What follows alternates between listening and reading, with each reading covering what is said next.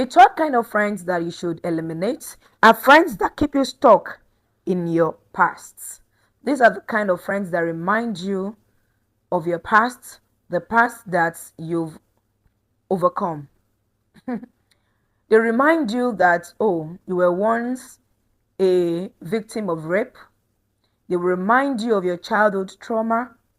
They will remind you of the trauma that you've been trying, that they know that you've been trying to overcome.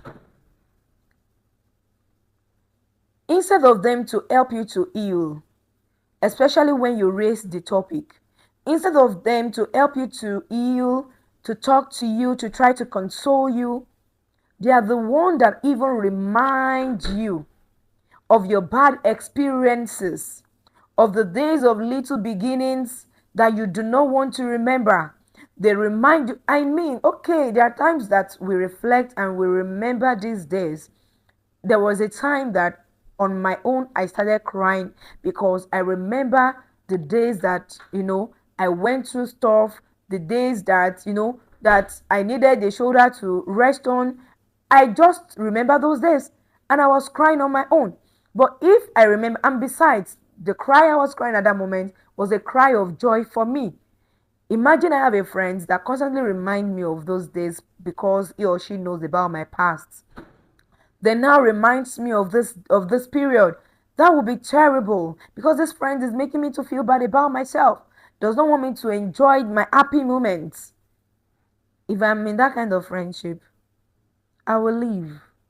I don't have a business with you. How about my achievements? Why can't you remind me of my achievements? Why can't you remind me of the things that I've done that makes us happy, that makes me happy? Why can't you remind me of the things that, why can't you just tell me, oh, babe, let's go out, let's celebrate this your little win. Let's take each other out and let us celebrate our little wins. We don't need to remind ourselves of our downfall, except in cases where we are maybe celebrating and then we are saying thank God for God that he left us, he took us out of this darkness and brought us into light.